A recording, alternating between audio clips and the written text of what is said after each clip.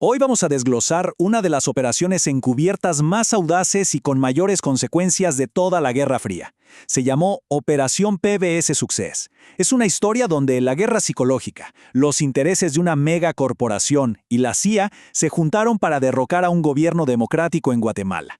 Y bueno, las cicatrices que dejó, para muchos, todavía están abiertas. Y todo empieza con una pregunta que suena a ficción, ¿verdad? ¿Cómo es posible que una compañía de plátanos, la famosa United Fruit Company, termine siendo la pieza clave para tirar abajo a un gobierno elegido en las urnas? Vamos a responderla, porque ahí está el núcleo de toda esta historia. Ok, para entender cómo se llegó a ese punto tenemos que viajar en el tiempo, a la Guatemala de 1944, a un periodo que se conoció como la Primavera Democrática. Fue un momento breve, sí, pero muy intenso, donde se intentó cambiar el país de raíz. El punto de quiebre fue una ley, el Decreto 900. La idea era en teoría simple y para la época bastante radical. Agarrar las tierras que los grandes terratenientes tenían sin usar, ociosas, y repartirlas entre las familias campesinas que no tenían dónde sembrar. La ley decía que el gobierno iba a pagar por esas tierras, pero aquí viene el detalle que lo cambia todo.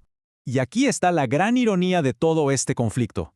Resulta que la United Fruit Company, que era dueña de una cantidad absurda de tierras, llevaba años declarando un valor fiscal ridículamente bajo para sus propiedades.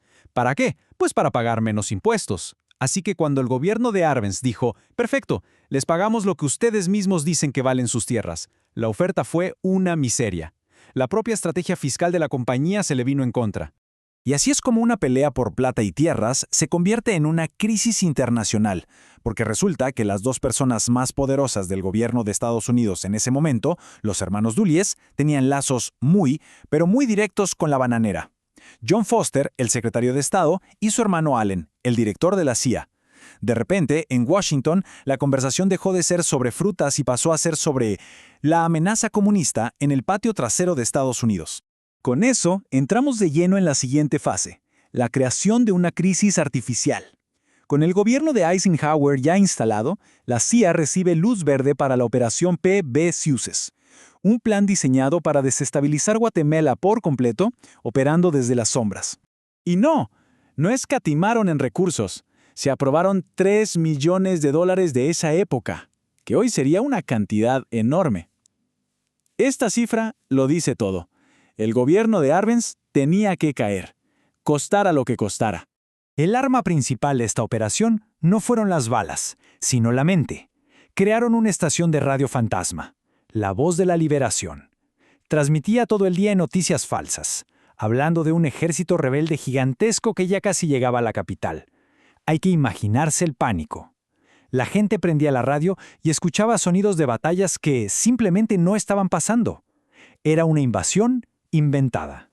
Porque la verdad es que ese supuesto ejército de liberación, liderado por un tal Carlos Castillo Armas, era diminuto, apenas un puñado de mercenarios. Militarmente hablando, no tenían ninguna oportunidad contra el ejército guatemalteco. Pero aquí está el punto clave. Su poder no estaba en las armas, sino en el miedo, en la imagen de invencibilidad que la propaganda de la CIA les había creado. Ahora, veamos las herramientas concretas que usó la CIA. Porque esto no fue una improvisación, Fue una operación metódica, casi un manual de cómo desmantelar un país desde adentro. La estrategia atacaba por todos lados. Tenían el programa K, que era propaganda masiva para meter miedo con el comunismo. Prepararon listas de eliminación con miles de nombres de líderes sociales, políticos, sindicalistas, que debían ser neutralizados una vez cayera el gobierno. Y para rematar, la diplomacia de cañonero. Estacionaron buques de guerra frente a la costa guatemalteca. Era la combinación perfecta, presión psicológica, amenaza directa y la sombra del poder militar. Y así, con todas las piezas en su lugar, llegamos al colapso.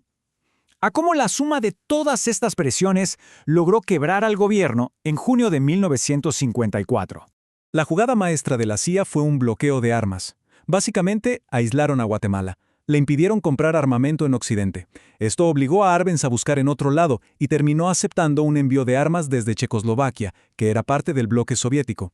Para Washington, esa fue la prueba que necesitaban para gritarle al mundo. ¿Lo ven? Son títeres de Moscú.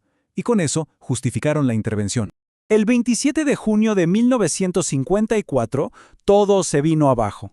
El ejército de Guatemala, que había sido bombardeado sin piedad por la propaganda y que estaba convencido de que una invasión de Estados Unidos era inevitable, le dio la espalda a su presidente. Arbenz tuvo que renunciar. No lo derrotó un ejército en el campo de batalla, lo derrotó el miedo y la traición que la CIA había sembrado en la mente de sus propios generales. Pero la historia no acaba con la renuncia de Arbenz. De hecho, lo que vino después fue peor. No llegó la paz, sino una cosecha de violencia que marcaría a Guatemala por décadas. 200,000. Pensemos en esa cifra por un momento. 200,000 personas muertas o desaparecidas.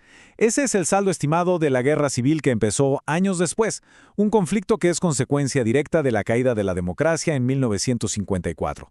Es el costo humano, brutal y altísimo. La conexión es clarísima. Apenas llegó al poder, Castillo Armas echó para atrás la reforma agraria y empezó la represión. Luego lo asesinan a él y empieza un ciclo de dictaduras militares, una más brutal que la anterior. Como se cerraron todas las puertas para la oposición pacífica, la gente tomó las armas. Y en 1960 estalla una de las guerras civiles más largas y sangrientas de América Latina. Un conflicto que incluso llegó a tener actos de genocidio contra la población indígena maya.